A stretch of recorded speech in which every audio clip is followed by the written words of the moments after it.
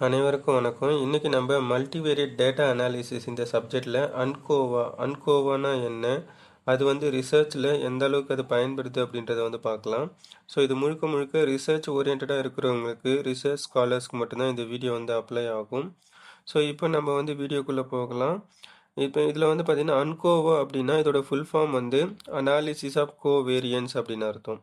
அப்போ நமக்கு இதுக்கு முன்னாடி இருக்கக்கூடிய லாஸ்ட் வீடியோவில் பார்த்தீங்க அப்படின்னா அனாலிசிஸ் ஆஃப் வேரியன்ஸ் அனோவா பார்த்தோம், அதோடைய ரோல் என்னன்னு சொல்லிட்டு நம்ம பார்த்தோம். பட் அதோட எக்ஸ்டெண்டர் வெர்ஷன் தான் பார்த்தீங்க அப்படின்னா அன்கோவா, அதாவது அனோவாவுடைய எக்ஸ்டெண்டட் அதனுடைய விரிவாக்கம் தான் பார்த்தீங்க அப்படின்னா அன்கோவா. அப்போ இதில் பார்த்தீங்கன்னா கோவேரியன்ஸ் அப்படின்னு சொல்லிட்டு ஒரு கான்செப்ட் உள்ளே வரும். அப்போ நமக்கு கோவேரியன்ஸ்னால் என்ன, அது எந்த அளவில் அனோவா அப்படின்ற கான்செப்டில் ஒரு பாதிப்பை ஏற்படுத்துது அப்படின்றத நம்ம பார்க்கலாம். ஸோ ஃபஸ்ட்டு இதோடைய மீனிங் என்ன, பேசிக் கான்செப்ட் என்ன அப்படின்றத பார்த்துட்டு அதுக்கப்புறம் கோவேரியன்ஸ்னால் என்னன்னு சொல்லிட்டு பார்க்கலாம். ஸோ இப்போ அன்கோவா என்பது அனோவா மற்றும் ரெக்ரெஷன் இரண்டையும் இணைக்கும் புள்ளியியல் முறையாகும். அதாவது அனோவா அனாலிசிஸ் ஆஃப் வேரியன்ஸ் அதோட சேர்த்து ரெக்ரெஷன் அனாலிசிஸ் ரெண்டுமே ஸ்டாட்டிஸ்டிக்கல் மெத்தட்ஸ் தான். ஸோ ரெண்டுத்தையும் ஒன்றா மெர்ஜ் பண்ணி ஃபாலோ பண்ணக்கூடிய ஒரு மெத்தட் தான் பார்த்திங்க அப்படின்னா அன்கோவா. அப்போ ரெக்ரெஷன் அனாலிசிஸில் என்ன இருக்கும், சிம்பிள் ரெக்ரெஷன் இருக்கும், மல்டிபிள் ரெக்ரெஷன் இருக்கும். ரெக்ரெஷனுடைய கான்செப்ட் என்னது, ஒரு இண்டிபெண்ட் இன்கேஸ் சிம்பிள் ரெக்ரெஷனாக இருக்குன்னா ஒரு இண்டிபெண்ட் வேரியபிள் ஒரு டிபெண்ட் வேரியபிள் இருக்குது, காஸ் அண்ட் எஃபெக்ட் அதை ரெண்டுத்தையும் கம்பேர் பண்ணுற மாதிரி. இன்கேஸ் ஆஃப் மல்டிபிள் ரெக்ரெஷன் அப்படின்னா ஒன் மோர் இண்டிபெண்ட் வேரியபிள், ஒன்றுக்கு மேற்பட்ட இண்டிபெண்ட் வேரியபிள்ஸ் இருக்கும், அதோட ஒரே ஒரு டிபெண்ட் வேரியபிளை கம்பேர் பண்ணக்கூடிய கான்செப்ட் ரெக்ரெஷன்.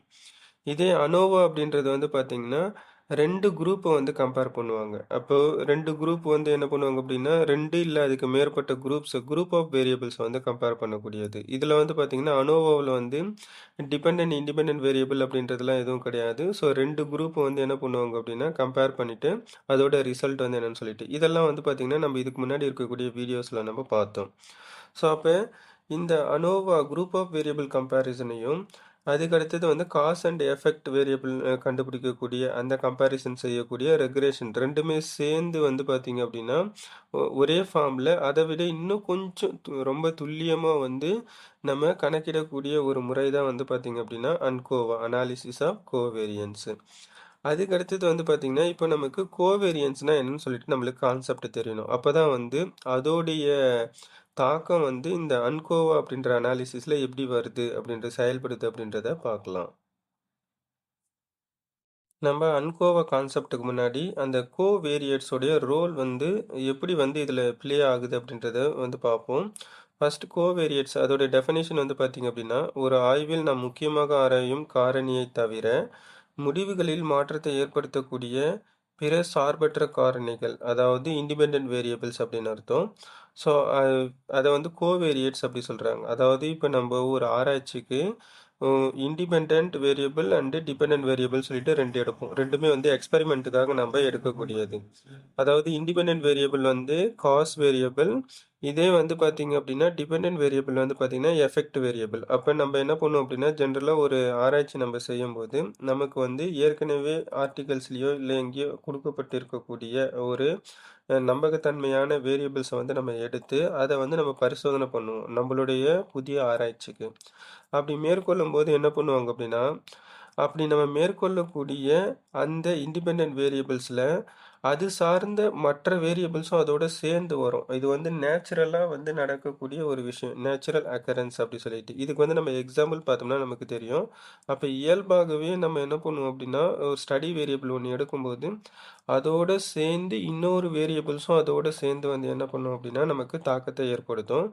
இது பார்த்தோம்னா நம்ம என்ன பண்ணுவோம் அப்படின்னா ரிசர்ச்சில் அந்த எக்ஸ்பெரிமெண்ட்டுக்கு நம்ம அதை யூஸ் பண்ண மாட்டோம், ஆராய்ச்சியில் அதை பயன்படுத்த மாட்டோம். ஆனாலும் பார்த்தீங்க அப்படின்னா அது நம்மளுடைய ஆராய்ச்சி முடிவுக்கு ஒரு பெரிய அளவில் தாக்கத்தை ஏற்படுத்தும். இதுக்கு மார்க்கெட்டிங் எக்ஸாம்பிள்ஸ் நம்ம பார்ப்போம். இப்போ கோவேரியட்டோட ரோல் என்ன, அது எப்படி ப்ளே ஆகுது அப்படின்றத பார்க்கலாம். இப்போ நம்ம அட்வர்டைஸிங் ஸ்பெண்டு வெர்சஸ் சேல்ஸ், அதாவது ஒரு நிறுவனம் விளம்பர செலவு பண்ண போகிறாங்க. நெக்ஸ்ட்டு அந்த விளம்பர செலவுனால அந்த நிறுவனத்தினுடைய பொருட்களின் விற்பனை அதிகமாகுதா அப்படின்னு சொல்லிட்டு செக் பண்ண போகிறாங்க. அப்போ இங்கே அட்வர்டைசிங் ஸ்பெண்ட் அப்படின்றது வந்து பார்த்திங்கன்னா இண்டிபெண்ட் வேரியபிள், சேல்ஸ் அப்படின்றது டிபெண்ட் வேரியபிள். அதாவது அட்வர்டைஸ்மெண்ட் எவ்வளோ வருதோ அதை பொறுத்து தான் சேல்ஸ் இன்க்ரீஸ் ஆகுது அப்படின்ற மாதிரி நம்ம ஒரு ஸ்டடீஸ் வந்து நம்ம எடுக்கிறோம். அப்போ என்ன பண்ணுறாங்க அப்படின்னா டெஸ்டிங் எ நியூ டிவி, நீங்கள் வந்து என்ன பண்ணுறீங்க அப்படின்னா ஒரு டிவி ஆட் வந்து நீங்கள் கொடுக்குறதா சொல்லிட்டு நம்ம ஒரு அசியூம் பண்ணிக்கலாம். ஒரு நிறுவனம் வந்து டிவியில் விளம்பரப்படுத்துறதா அவங்க வந்து முடிவு எடுத்திருக்கிறாங்க. அது மூலயமா வந்து அந்த நிறுவனத்தினுடைய பொருட்களுக்கான விற்பனை அதிகமாகுது அப்படி சொல்லிட்டு அவங்க முடிவு எடுக்கிறாங்க. இதை தான் அவங்க டெஸ்ட் பண்ண போகிறாங்க. ஆனால் அவங்களுக்கு தெரியாது காம்படிட்டார் ப்ரைசிங் இஸ் ஏ கோவேரியேட். அதாவது வெறும் ஒரு நிறுவனம் விளம்பரத்தினுடைய செலவு அதிகரிக்கிறதுனால மட்டும் அந்த நிறுவனத்தினுடைய விற்பனை அதிகமாகும் அப்படின்ற அந்த ஒரு கான்செப்டை மட்டும் நம்ம எடுக்க முடியாது. அதற்கு எதிர்வினையாகவும் ஒன்று செயல்படும். அதாவது அந்த நிறுவனத்தினுடைய போட்டியாளர்கள் அதே விதமான தன்மையுள்ள பொருட்களை விற்பனை செய்யக்கூடிய ஒரு போட்டியாளர் நிறுவனத்தினுடைய விலை மாற்றமும் வந்து பார்த்தீங்க அப்படின்னா நம்ம நிறுவனத்தினுடைய எந்த நிறுவனம் வந்து விற்பனை அதிகரிக்கணும்னு சொல்லிட்டு விளம்பரம் செய்கிறாங்களோ அந்த நிறுவனத்துக்கு வந்து பார்த்தீங்க அப்படின்னா அந்த ஆராய்ச்சியில் பாதிப்பை ஏற்படுத்தும். எப்படி ஏற்படுத்துது? அப்போ இவங்க என்ன பண்ணுவாங்க, ஒரே ஃபோக்கஸாக யோசிப்பாங்க. நான் வந்து விளம்பர செலவு அதிகப்படுத்துறதுனால என்ன ஆகும் அப்படின்னா விற்பனை அதிகமாகும் சொல்லிட்டு. திடீர்னு அதே விதமான பொருட்களை விற்பனை செய்யக்கூடிய அதே தன்மையுடைய பொருட்களை விற்பனை செய்யக்கூடிய ஒரு போட்டியாளர் வந்து அதே சமயத்தில் அந்த போட்டியாளர் அவருடைய பொருட்களினுடைய விலையை வந்து குறைக்கும் போது என்ன ஆகிடும் அப்படின்னா, ஸோ அவங்களுக்கு வந்து அந்த போட்டி நிறுவனத்தினுடைய அந்த பொருளோட விலை வந்து என்ன ஆகும் அப்படின்னா விற்பனை வந்து அதிகமாகும். நமக்கு வந்து பார்த்தீங்க அப்படின்னா நம்ம நிறுவனத்தினுடைய விற்பனையில் எந்த மாற்றமும் வராது. அப்போ என்ன ஆகுது, நமக்கே தெரியாமல் நம்ம ஸ்டடி வேரியபிள் 2 தான் எடுத்திருக்கோம். அட்வர்டைஸிங் ஸ்பெண்ட் பண்ணுறது மட்டும்தான் எடுத்திருக்கோம். அதனால் அட்வர்டைஸ்மெண்ட்டுக்கு வந்து நம்ம செலவு பண்ணுறதுனால விளம்பர செலவு பண்ணுறதுனால விற்பனை அதிகமாகும் சொல்லிட்டு. ஆனால் நமக்கே தெரியாமல் என்ன ஆகும் அப்படின்னா போட்டியாளரினுடைய விலை மாற்றம். அப்போ போட்டியாளரினுடைய விலை மாற்றம்னும் போது விலையை வந்து குறைக்கிறது மூலயமா நமக்கு வந்து நம்மளுடைய நிறுவனத்தில் வந்து விற்பனையினுடைய அளவு அதிகரிக்காமல் போகிறதுக்கான வாய்ப்புகள் அதிகமாகும். இந்த மாதிரி வந்து நம்ம ஆராய்ச்சிக்குன்னு சொல்லிட்டு எடுக்காத ஒரு வேரியபிள் ஆனால் நம்மளுடைய ஆராய்ச்சி முடிவுக்கு வந்து ஒரு பெரிய அளவில் ஒரு தாக்கத்தை வந்து கிரியேட் பண்ணும். ஸோ இந்த மாதிரி தாக்கத்தை கிரியேட் பண்ணுறதுனால நம்மளுக்கு என்ன ஆகிடும் அப்படின்னா இன்கேஸ் நம்ம வந்து கோவேரியேட்ஸ் அப்படின்னு சொல்லிட்டு ஒரு கான்செப்ட் வந்து இருக்குது. அதை நம்ம எடுக்காமல் நம்ம ஸ்டடி பண்ணால் என்ன, வெறும் ஸ்டாட்டிஸ்டிக்கலி வந்து பார்த்தீங்க அப்படின்னா நம்ம எடுக்கக்கூடியதில் வந்து எந்த ஒரு ஸ்டாட்டிஸ்டிக்கல் டூல்ஸாக இருக்கட்டும் எதாக இருக்கட்டும் நம்ம ஏதாவது ஒரு இன்புட் கொடுத்தோம்னா ஒரு அவுட்புட் வந்து வந்துடும். அது வந்து வெறும் ரிசல்ட் அது வந்து ஒரு ரிப்போர்ட் பேசிஸில் தான் இருக்கும். பட் ரியாலிட்டிஸ்ன்னு சொல்லிட்டு ஒன்று இருக்கும். ஸோ அப்போ நடைமுறையில் வந்து நம்ம என்ன பண்ணுவோம், இந்த நிறுவனம் இந்த மாதிரியெல்லாம் ரிசர்ச் பண்ணுறது இதெல்லாம் என்ன பர்பஸ்? அப்போ இன்கேஸ் வந்து ஒரு நிறுவனம் வந்து அட்வர்டைஸ்மெண்ட் வந்து அவங்களுக்கு ரிசல்ட் வருதுன்னு வச்சுக்கோம். அதாவது காம்படிட்டருடைய ப்ரைஸிங் வந்து கணக்கில் எடுக்காமல் இந்த கோவேரியட்ஸ் கான்செப்டை கணக்கில் எடுக்காமல் நிறுவனம் வந்து வெறும் அட்வர்டைஸிங் ஸ்பெண்டு அதனால் வந்து என்ன பண்ணுறாங்க, விளம்பர செலவு பண்ணுறது மூலிமா சேல்ஸ் அதிகமாகுதுன்னு சொல்லிட்டு ஒரு ரிசல்ட் வருதுன்னு வச்சுப்போம். அப்போ அதை நம்பி அந்த நிறுவனம் வந்து பெரிய அளவில் வந்து விளம்பர செலவு செய்கிறாங்க அப்படின்னா இன்கேஸ் எதிர்காலத்தில் வந்து இந்த ரிசர்ச் முடிவை பொறுத்து என்ன பண்ணுறாங்க அப்படின்னா ஆராய்ச்சி முடிவை பொறுத்து விற்பனை அதிகமாகும் அப்படின்ற அந்த கன்க்ளூஷன் வந்து தப்பாக போயிடுச்சு அப்படின்னா அந்த கம்பெனிக்கு தான் நஷ்டம். ஸோ அதுக்காக தான் வந்து என்ன பண்ணுறாங்க அப்படின்னா ரொம்ப கேர்ஃபுல்லாக நம்ம வந்து ஏன்னா ரிசர்ச்சை பொறுத்த வரைக்கும் ப்ரிடிக்ஷன் தான். அப்போ ஃப்யூச்சரில் என்ன வரும் அப்படின்றத ஒரு டிசிஷனை முடிவு எடுக்கிறதுக்காக எடுக்கக்கூடிய ஒரு கான்செப்ட். அப்போது இந்த மாதிரி வந்து பார்த்திங்க அப்படின்னா கண்ணுக்கு தெரியாத இல்லை நம்ம ஸ்டடி பண்ணக்கூடிய அந்த வேரியபிள்ஸை தாண்டி வந்து பார்த்திங்க அப்படின்னா எக்ஸ்ட்ரானியஸ் வேரியபிள்ஸ் சொல்லுவாங்க. வெளிப்புறமாக இருக்கக்கூடிய ஒரு சில காரணிகளும் ஃபேக்டர்ஸும் வந்து பார்த்திங்க அப்படின்னா நம்மளுடைய ஆராய்ச்சி முடிவில் வந்து பார்த்திங்க அப்படின்னா பாதிப்பை ஏற்படுத்தும். ஸோ அந்த மாதிரி இருக்கக்கூடியதான். அப்போ இதை நம்ம கண்ட்ரோல் பண்ணணும். அப்போ அதையும் நம்ம கணக்கில் எடுத்து அதை எப்படி கண்ட்ரோல் பண்ணி அப்போது அதையும் நம்ம என்ன பண்ணுறோம் அப்படின்னா நம்மளுடைய ஸ்டடீஸில் வந்து சேர்த்து எப்படி ரிசல்ட்டை வந்து இன்னும் கொஞ்சம் மிக துல்லியத்தன்மையாக மாற்றிக்கலாம் அப்படின்றதுக்காக ஃபாலோ பண்ணுறது தான் வந்து பார்த்திங்கன்னா இந்த கோவேரியட்ஸு. இன்னொரு எக்ஸாம்பிள் நம்ம பார்ப்போம். அடுத்த ஒரு உதாரணம் வந்து பார்ப்போம். ஒரு நிறுவனம் வந்து என்ன பண்ணுறாங்க அப்படின்னா அவங்களுடைய வெப்சைட்டோட டிசைனில் வந்து பெரிய அளவில் இல்லை, அதாவது ட்ரெடிஷ்னலாக இருக்குது, இன்னும் கொஞ்சம் மாடர்னைஸ் பண்ணலாம் அப்படின்னு சொல்லிட்டு அவங்க டிசைட் பண்ணுறாங்க. ஏன்னா நவ்வே டேஸ் வந்து பார்த்தீங்க அப்படின்னா டிஜிட்டல் பேஸ் தான் வந்து பார்த்தீங்க அப்படின்னா மார்க்கெட்டிங் வந்து ரீச் ஆகிட்டு இருக்கு. அப்போ டிஜிட்டல் பேஸ்டு மார்க்கெட்டிங் தான் பெரிய அளவில் வந்து பார்த்தீங்க அப்படின்னா மக்களிடையே தாக்கத்தை ஏற்படுத்தும் போது அப்போது வெப்சைட் டிசைன் அப்படின்றது ஒன் ஆஃப் த கான்செப்ட்.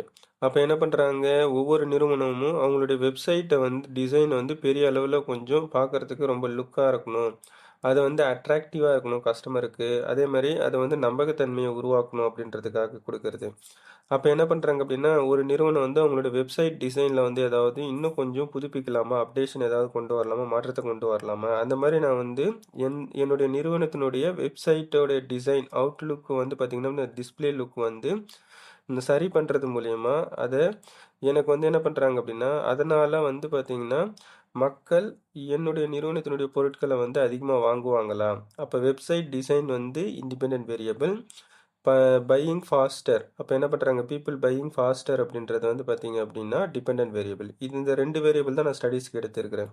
ஆனால் எனக்கே தெரியாமல் என்ன ஆகும்னா customer age or internet speed இது ரெண்டுமே எனக்கு தெரியாமல் ப்ளே ஆகும். என்ன ஆகும், இப்போ ஈவன் நான் வந்து என்னுடைய நிறுவனத்தினுடைய வெப்சைட் டிசைனை நான் எஃபெக்டிவாக வச்சுருந்தாலும் இன்டர்நெட் ஸ்பீடு பீப்புள் வந்து யூஸ் பண்ணக்கூடிய நெட்டு ஸ்பீடு, ஏன்னா இப்போ இருக்கக்கூடிய காலகட்டத்தில் வந்து பார்த்திங்கன்னா ஒரு சில நெட்வொர்க் வந்து அதிக ஸ்பீடு இருக்கும், ஒரு சில நெட்வொர்க் வந்து பார்த்திங்கன்னா அந்த நெட்வொர்க் இது வந்து பார்த்திங்கன்னா ஸ்பீடு இருக்காது. ஏன்னா டிபெண்ட்ஸ் அப்பான் அந்த ஏரியாஸ். ஒரு சில ரிமோட் ஏரியாவிலாம் பெரிய அளவில் நெட்வொர்க் வந்து கிடைக்காது.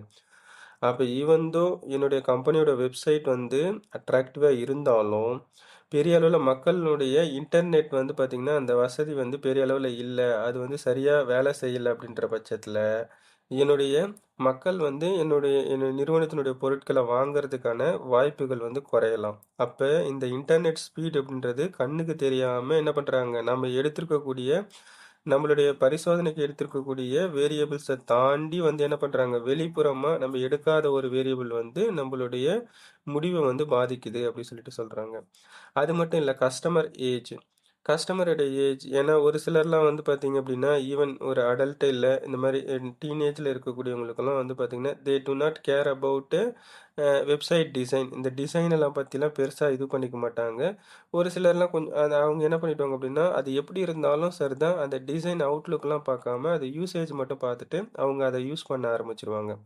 அப்போ என்ன ஆகும், இந்த மாதிரி இந்த கஸ்டமர் ஏஜ் இன்டர்நெட் ஸ்பீடெல்லாம் வந்து நம்ம ஸ்டடீஸ்க்கு எடுக்காமல் தனியாக வந்து இருக்கக்கூடிய ஒரு வேரியபிள்ஸு, அதுவும் நம்மளுடைய ஸ்டடீஸில் வந்து ஒரு பெரிய அளவில் தாக்கத்தை உண்டு பண்ணுது. அடுத்தது இன்னும் ஒரு மார்க்கெட்டிங் எக்ஸாம்பிள் வந்து பார்ப்போம். Store promotion versus football. ஒரு ஃபுட்பால் நிறுவனம் வந்து என்ன பண்ணுறாங்க அப்படின்னா, அவங்களுடைய சேல்ஸை விற்பனையை அதிகப்படுத்தணும் அப்படின்றதுக்காக அவங்க தள்ளுபடி ஒரு 20% வந்து தள்ளுபடி கொடுக்குறாங்க. ஆனால் அந்த டைமில் அவங்க வந்து ஈவன் அவங்க வந்து அந்த கம்பெனி அந்த ஃபுட்பால் இதுக்காக எக்யூப்மெண்ட்ஸ் எல்லாம் வாங்கணும் அப்படின்ற அந்த இதுக்காக 20% தள்ளுபடி கொடுத்தாலும் அது சீசன் ஒன்று இருக்கும். நல்ல சம்மர் சீசன் அப்படின்னா பெரிய அளவில் நல்ல வியாபாரம் நடக்கும். இதே வந்து பார்த்தீங்க அப்படின்னா ஒரு winter season, monsoon, rainfall season இந்த மாதிரிலாம் வந்துடுச்சு அப்படின்னும் போது வெதர் கண்டிஷன் வந்து ஒரு கோவேரியட்டாக இன்டைரக்டாக ஒன்று செயல்படும். அப்போ என்ன பண்ணுறாங்க, மழை காலத்தில் போயிட்டு ஃபுட்பால் இதுக்கு வந்து எவ்வளோ ஆஃபர் அந்த எக்யூப்மெண்ட்ஸுக்கெல்லாம் வந்து பார்த்திங்கன்னா உபகரணத்துக்கு எல்லாத்துக்கும் தள்ளுபடி கொடுத்தாலும் விற்பனை வந்து அதிகரிக்காது. ஏன் அப்படின்னா காலநிலை வந்து ஒரு தாக்கத்தை கொண்டு வருது. அப்போ இந்த இடத்துல என்ன பண்ணுறாங்க, இருக்கக்கூடிய ஸ்டடி வேரியபிள் என்னது, ஸ்டோர் ப்ரமோஷன் டிஸ்கவுண்ட் வந்து இண்டிபெண்ட் வேரியபிள். ஆனால் பர்ச்சேஸ் வந்து என்னது, சேல்ஸ் வந்து பெரிய அளவில் நடக்கலை. என்ன ரீசனு, வெதர் வந்து அன்சூட்டபுளாக இருக்குது. ஸோ இதெல்லாம் வந்து பார்த்திங்கன்னா இந்த மாதிரி அன்சூட்டபுளான ஒரு கண்டிஷன்ஸ் அண்டு வேரியபிள்ஸ் எல்லாம் வந்து பார்த்திங்க அப்படின்னா பெரிய அளவில் நம்ம ஆராய்ச்சிக்கு எடுக்கக்கூடிய ஏற்கனவே எடுத்திருக்கக்கூடிய வேரியபிள்ஸில் வந்து பெரிய அளவில் தாக்கத்தை கொண்டு வரும். அப்போ இதை கட்டுப்படுத்தணும். இதுக்காக வந்து கொண்டு வந்தது தான் வந்து பார்த்திங்க அப்படின்னா அன்கோவா. இப்போ இந்த கோவேரியட்ஸ் வந்து அன்கோவாவில் எப்படி ப்ளே ஆகுது அப்படின்றத பார்ப்போம். இப்போ என்ன பண்ணுறாங்க அப்படின்னா அடுத்தது வந்து அன்கோவாவில் வந்து பார்த்திங்கன்னா ஒன்று அல்லது அதற்கு மேற்பட்ட கோவேரியட்ஸ் மாறிகளின் தாக்கத்தை கட்டுப்படுத்தி குழுக்களின் சராசரி ஒப்பிடுகிறது. அப்போ என்ன பண்ணுறாங்க, இதுலேயும் கம்பேரிஷன் குரூப்ஸை தான் கம்பேர் பண்ணுவாங்க. இப்போ பிராண்ட் ஏ பிசின்னு சொல்லிட்டு ஒரு 3 பிராண்ட் எடுத்துக்கிறோம் அப்படின்னா அந்த 3 பிராண்ட்லேயும் ஆல்ரெடி கலெக்ட் பண்ணியிருக்கக்கூடிய அந்த தரவுகளினுடைய அடிப்படையில் அதை வந்து சராசரி வந்து கண்டுபிடிப்பாங்க. சராசரி அப்படின்றது வந்து எக்ஸ் பார் தான். அப்போ என்ன பண்ணுறாங்க, ஆவரேஜ் கண்டுபிடிச்சிட்டு அந்த ஆவரேஜில் இருந்து என்ன பண்ணுறாங்க அப்படின்னா கம்பேர் பண்ணும்போது அது சம்பந்தமா ஒவ்வொரு வேரியபிள்ஸையும் நம்ம எடுக்கும்போது, ஏற்கனவே நம்ம என்ன ஸ்டடீஸ்க்கு எடுத்திருக்கக்கூடிய இண்டிபெண்டன்ட், டிபெண்டன்ட் வேரியபிள்ஸை வந்து நம்ம எடுத்து நம்ம கம்பேர் பண்ணி பார்க்கும்போது, அதில் கோவேரியேட்ஸ் உடைய தாக்கம் வந்து எப்படி வருது? அது எந்த விதமான கோவேரியேட்ஸ் வந்து அதுக்கான தாக்கத்தை ஏற்படுத்தலாம்? அது அப்படி அந்த தாக்கத்தை ஏற்படுத்தும்போது அந்த கோவேரியேட்ஸை எப்படி கண்ட்ரோல் பண்ணலாம்? ஸோ இந்த மாதிரிலாம் செய்யக்கூடிய ஒரு கான்செப்ட் தான் வந்து அன்கோவா. அப்போ வாட் இஸ் கோவேரியேட்? இதை தான் நம்ம பார்த்தோம். கோவேரியேட்ஸ் வந்து என்ன பண்ணுறாங்க, நம்ம ஆல்ரெடி ஸ்டடீஸ்க்கு எடுத்திருக்கக்கூடியதை தாண்டி இது பண்ணுறது. அப்போ அந்த வேரியேட்ஸ் வந்து அந்த கோவேரியபிள் இருக்குது பார்த்தீங்களா, அந்த கோவேரியேட்ஸ் வந்து whether it is dependent variable R independent variable. அது வந்து பார்த்தீங்க அப்படின்னா இண்டிபெண்டன்ட் வேரியபிள். கோவேரியேட் அப்படின்றது வந்து இண்டிபெண்டன்ட் வேரியபிள். அது வந்து அப்போ என்ன பண்ணுறாங்க, அது ஸ்டடீஸ்க்கு எடுக்காத ஒரு இண்டிபெண்டன்ட் வேரியபிள்.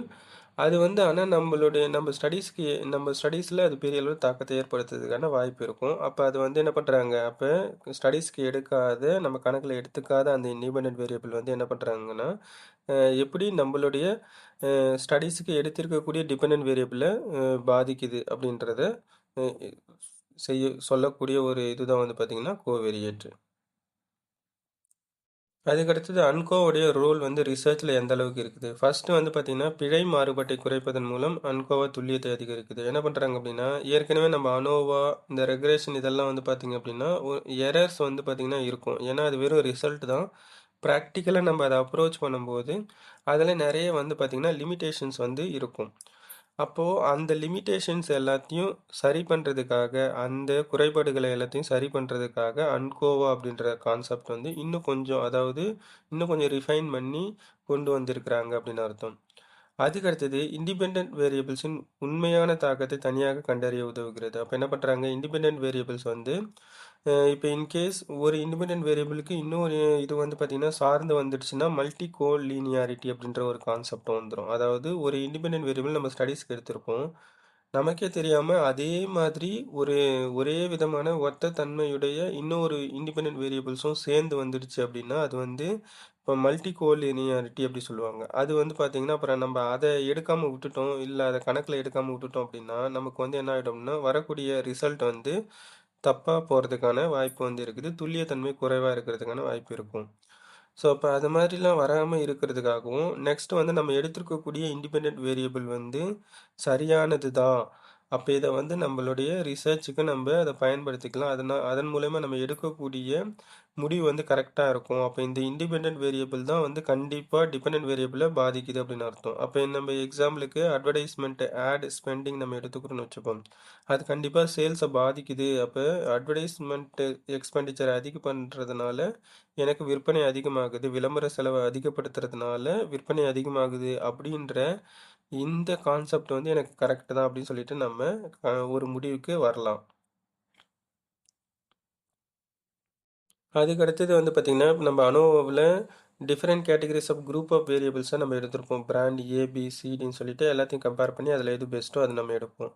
ஆமாம், அந்த மாதிரி ஏற்கனவே நம்ம கிளாஸிஃபை பண்ணி வச்சுருக்கக்கூடிய குரூப்ஸில் வந்து கரெக்டாக வந்து நம்ம அதாவது பிரிச்சிருக்கக்கூடிய அந்த வகைப்பாடு வந்து சரிதான் அப்படின்னு சொல்லிட்டு நம்மளுக்கு வந்து ஒரு கன்ஃபர்மேஷன் கொடுக்கறதுக்காகவும் அன்கோ வந்து பெரிய அளவில் ஒரு பங்கு வகிக்குது அப்படின்னு சொல்லிட்டு நம்ம எடுத்துப்போம்.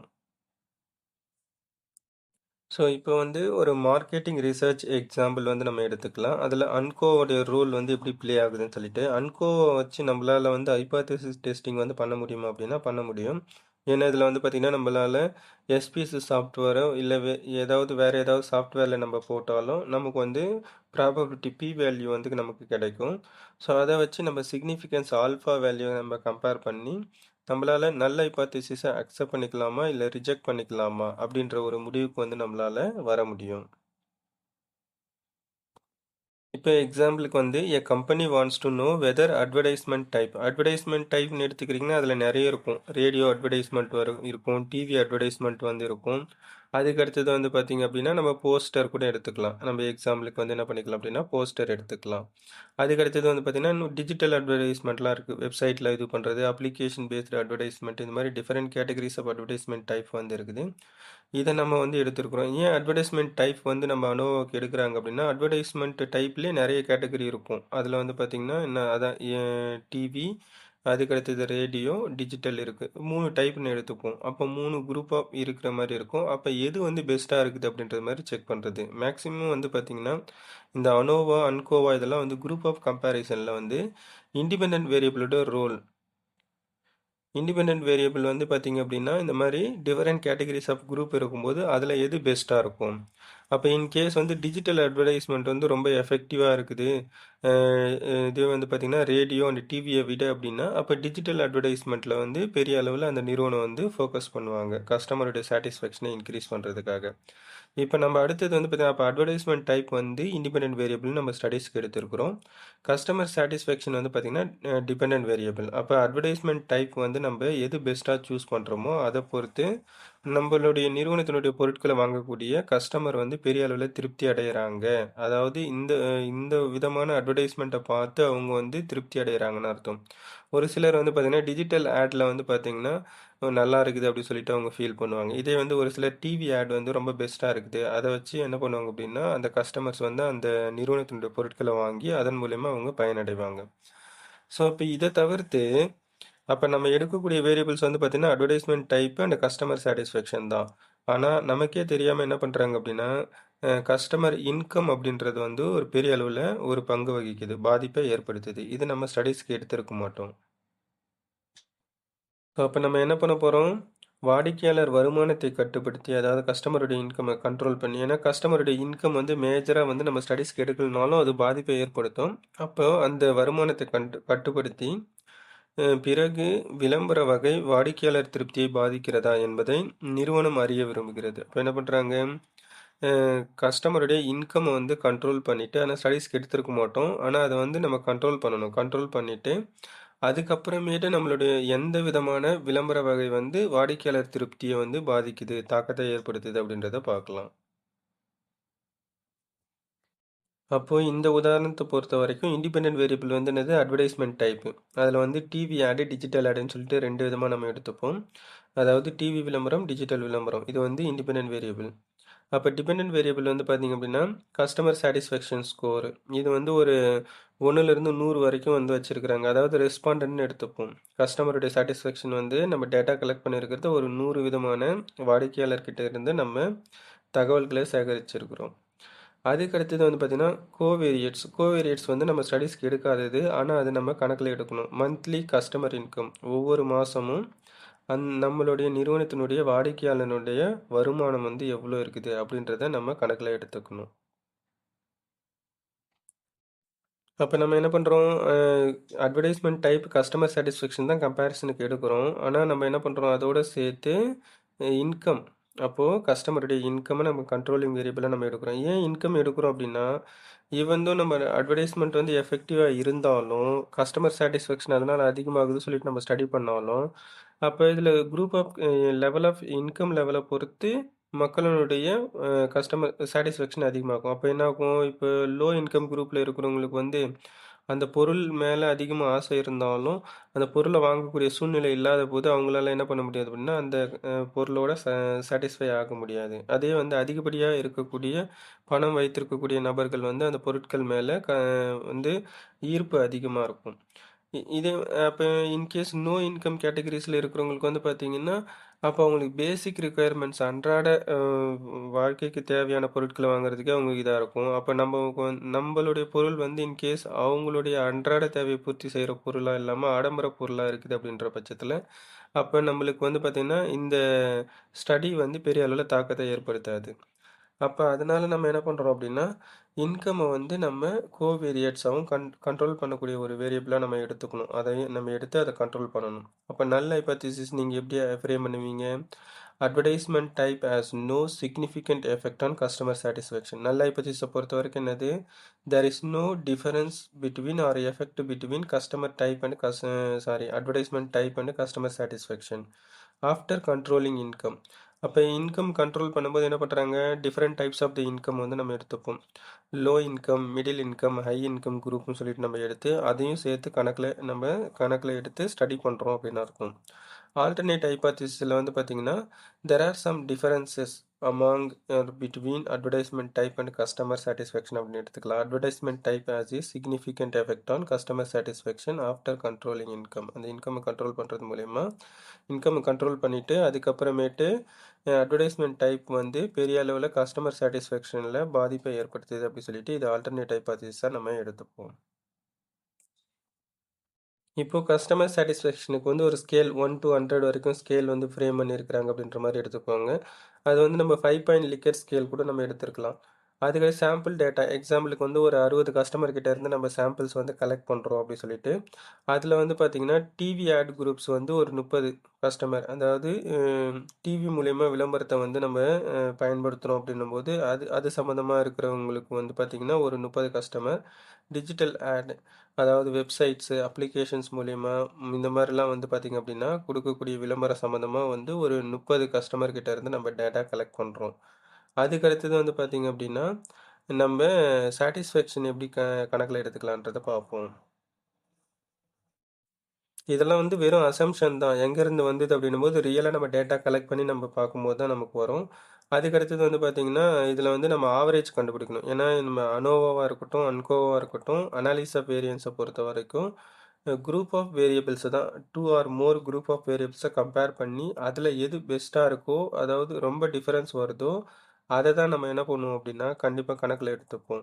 அப்போ டிஃபரன்ஸ் இல்லாததை வந்து நம்ம கணக்கில் எடுத்துக்க மாட்டோம். அப்போ அந்த டிஃபரன்சியேஷன் பார்க்கறதுக்கு வந்து நம்ம டைரெக்டாக அந்த டோட்டல் குரூப்ஸை வந்து எடுக்காமல் அதில் ஆவரேஜ் வந்து நம்ம கண்டுபிடிப்போம். ஆவரேஜ் வந்து நம்ம கண்டுபிடிச்சது இன்கேஸ் உதாரணத்துக்கு வந்து டிவி ஆடு வந்து 72ன்னு எடுத்துப்போம். அதாவது கலெக்ட் பண்ண டேட்டாவிலேருந்து ஆவரேஜ் கண்டுபிடிக்கணும்னு அர்த்தம். டிஜிட்டல் ஆட் வந்து ஒரு 78 ஆவரேஜ்னு எடுத்துக்கலாம். இப்போது அன்கோ வந்து எப்படி அப்ளை பண்ணலாம் அப்படின்றத பார்ப்போம்.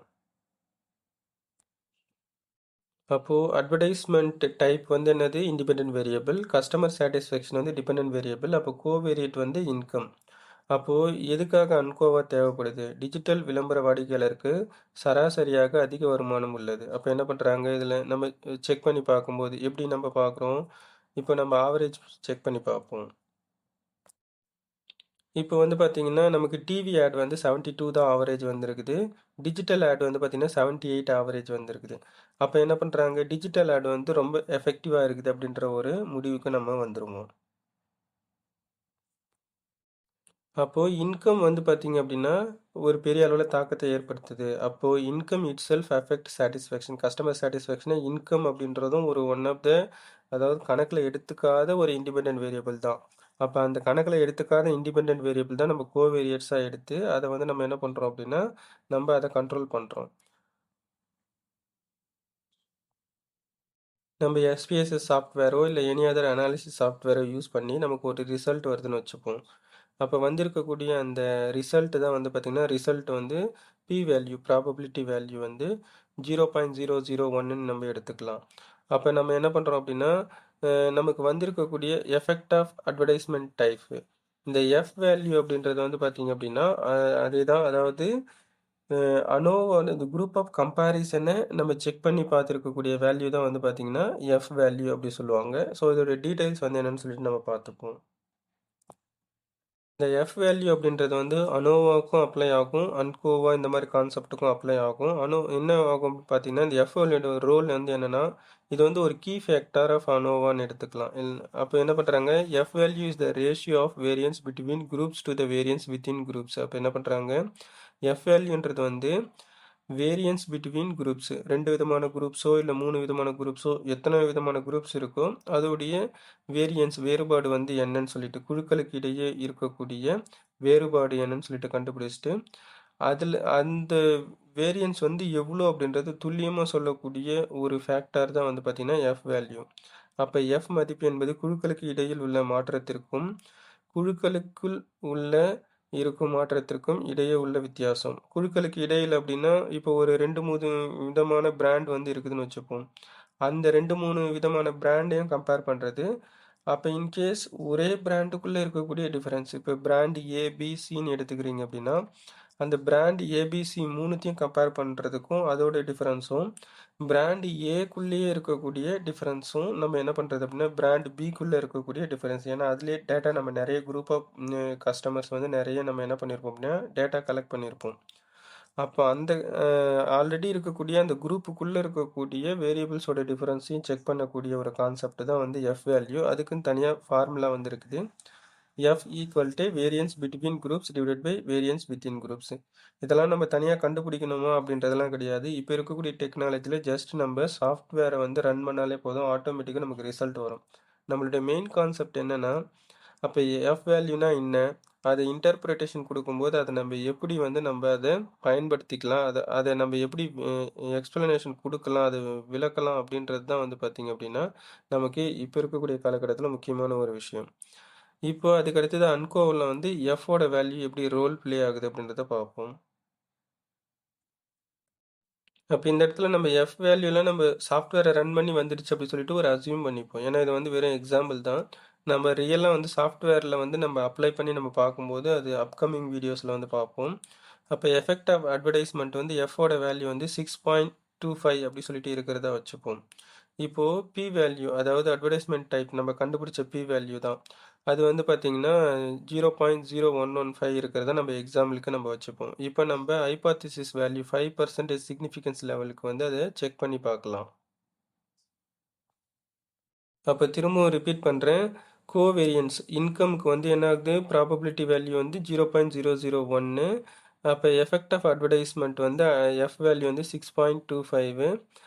அட்வர்டைஸ்மெண்ட் டைப்பில் வந்து பார்த்திங்க அப்படின்னா ப்ராபபிலிட்டி வேல்யூ, இது எஃப் வேல்யூன்றது வேறு, இது வந்து என்னது ஃபேக்டார்ஸ் வேல்யூ, அதாவது குரூப் டிஃபரன்சஸ் வந்து செக் பண்ணுறதுக்கான வேல்யூ.